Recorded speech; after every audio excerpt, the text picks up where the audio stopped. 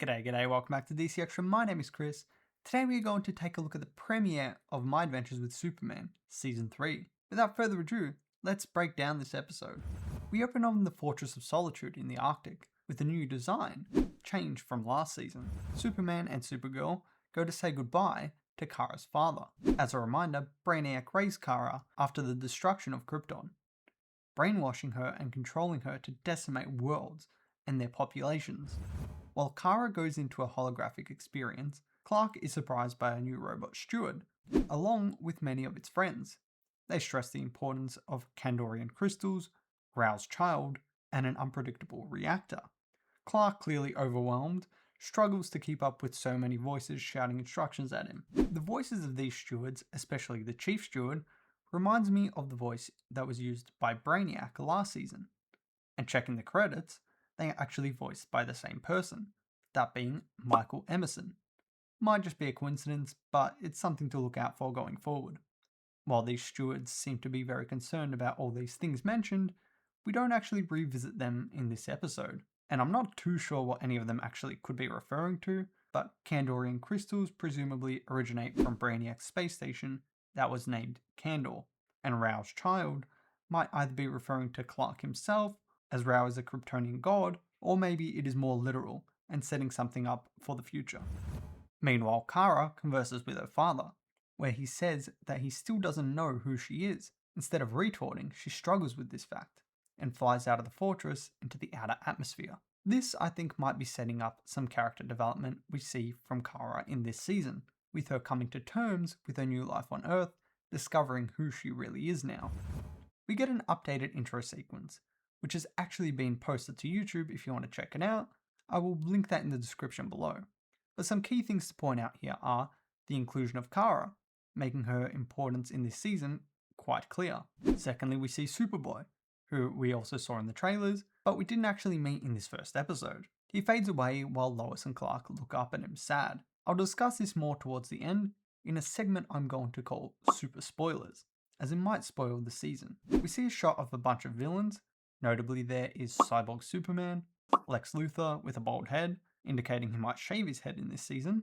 We see Mr. Mxyzptlk making his appearance after season 1. Bizarro is also here, Deathstroke and Sam Lane, and I can't really tell who the rest of these people are. We might have to revisit this intro scene as the season goes on.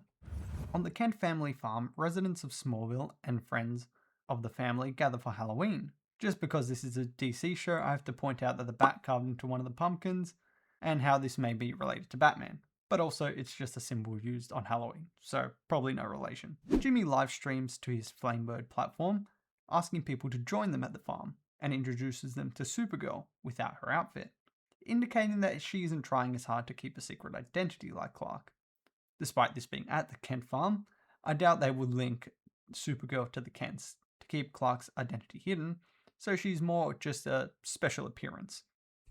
Lois jumps out from behind them in full Halloween spirit and asks the pair if they're doing a couple's costume. Specifically, they are both dressed up as members of the Challengers of the Unknown, that being Ace Morgan and June Robbins. The Challengers of the Unknown are a team of professional adventurers from the comics who regularly cheat death. Ace Morgan is a pilot and founding member of the team, while June Robbins is an archaeologist, pilot, and computer genius. She was also the first female member of the team, both characters being created by Jack Kirby in 1957. Lois tries to convince Jimmy into asking her out, as he hasn't formally done that yet, despite he and Kara hanging out recently. He feels reluctant though, believing that being new to Earth, she has a whole world to discover and better people to meet. Kara, however, seems very into Jimmy, so I don't know about that better people part. Lois goes to Clark for help setting them up, but he believes they should figure it out themselves, which I don't disagree with. I want to point out that they are also wearing a couple's costume as Frankenstein's the monster and Dr. Frankenstein. At least that's, I believe, who they are. I'm not too well versed with Halloween costumes or the horror genre in general. Clark asks Lois what she thinks about getting a farm outside the city and a dog, even going as far as to show her a listing in a school district. All this at once clearly overwhelms her, and despite being in love with him, doesn't want to rush things due to her troubled upbringing with her father. Speaking of her father, he turns up at the Halloween festivities to see his daughter and tell her about a project Caliban, a secret project that ran parallel with Cadmus and Task Force X, both of which we have seen in the previous 2 seasons. Both used Kryptonian technology to create weapons and metahumans. Clark, Lois, Jimmy, and Kara go investigate one of the facilities, finding a mutated deer, which Kara thinks is a dog. Not a deer! Not a deer! I told you it was a dog! This deer leads them to a secret entrance that everyone, but Clark, is eager to investigate, despite him being one of the ones with superpowers. They go into this facility finding a bunch of cloning tubes with failed test subjects. They follow a trail of broken equipment, leading to one empty tube labeled Subject B1Z, DNA sequence extraterrestrial, outcome viable. Kara realizes the DNA is Kryptonian, leading them to believe that Project Caliban was attempting to recreate Superman. Meanwhile, Lois is attacked by one of the clones, which Clark battles. The clone, however, is quite durable and has Kryptonian powers, such as freeze breath. After breaking out of the ice he was encased in, Clark grabs Lois, while Kara grabs Jimmy, and they fly away, the creature following close behind.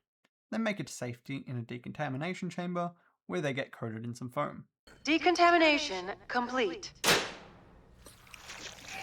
This leads them to a room full of Kryptonian flora. Kara names some of them: Oregus, Blood Bloom, and Kryptonian Ivy, which takes a liking to Jimmy. They walk toward a clearing in the forest and find a grave with a Dr. George Otto Binder. This is not a character from the comics, but he was named after the co-creator of Supergirl, Otto Binder. While wondering why his killer would bother to bury the body, the super team are jumped by a pale buff clone, resembling Clark. While not specifically called Bizarro in this episode, that is who this character is supposed to be. The captions even label it as such. As you may or may not know, Bizarro is an imperfect clone of Superman, created by Lex Luthor. There are a number of different versions of him in the comics, but one thing stays fairly consistent, that being his tendency to either be an ally or antagonist to the Man of Steel, depending on the circumstance. This episode he seems to be friendly though. Superman fights this clone with the help of Supergirl, but upon being called an abomination, he actually seems to be offended. The previous dog-like creature comes to his aid. This brief fight was viewed by a drone, presumably someone watching from behind it. Lois calls him B1Z, letting the others know of his name. And this obviously is a shorthand for Bizarro, which is spelt starting with the letters B-I-Z, or B1Z. You see the similarity there. Bizarro and the dog-like creature get scared off by something, a loud banging noise in the distance. The super team go to investigate. This leads them to a new room with a forest. In it, there is a kite, child's toys, and drawings. There is also a TV playing a recording of Dr. Binder, who was creating the clones. Superman is attacked by another creepy looking creature, apparently being part machine as he connects with the drone we saw earlier. We later learn that this creature is called Caliban, named after Lucifer's son from the comics, but I think that's where the similarity ends. Caliban attempts to kill, or at least injure, Bizarro and the first dog-like creature. Clark fends it off, protecting Bizarro.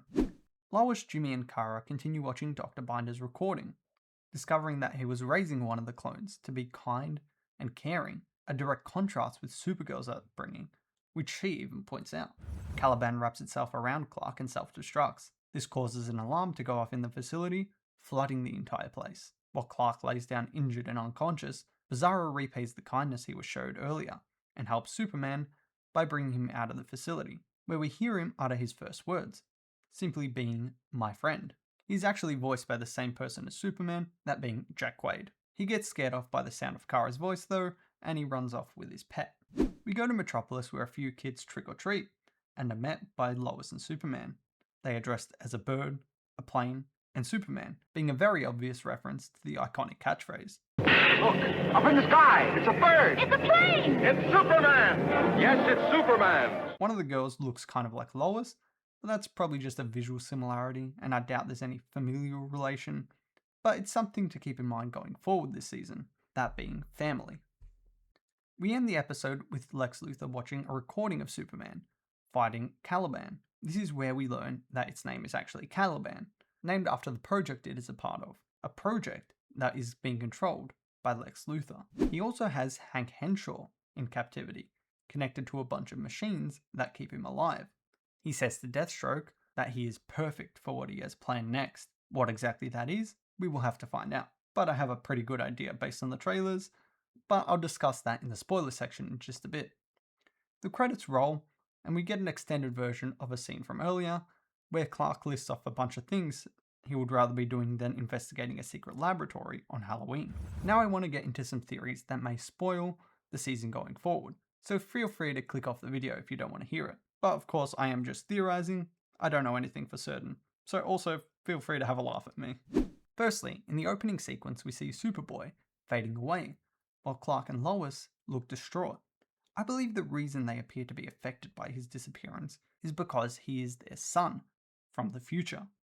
I believe this because his complexion in the trailers is more closely matched to Lois than Clark. While in the comics Superboy is a clone of Clark and Lex, Lex is more pale than Clark in this series. That though could just be a design choice, so to strengthen this theory a bit more, the conversation at the beginning of the episode between Clark and Lois points towards them starting a life together, getting a farm, a dog, and even the possibility of children. This further makes me think they will end up having a son from the future. The creators already planting the idea of children early on in this season. The second spoiler is what Lex Luthor is planning for Hank Henshaw, and if you have seen my trailer breakdown, it will be quite obvious as I discussed it there, but he will be transforming him into Cyborg Superman, Superman's evil counterpart, made using Kryptonian technology.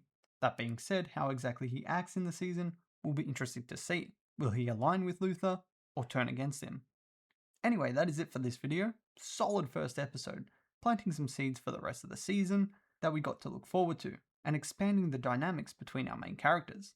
I hope you did enjoy this video. If you did, please consider leaving a like and subscribing so YouTube knows to recommend you more videos like this one.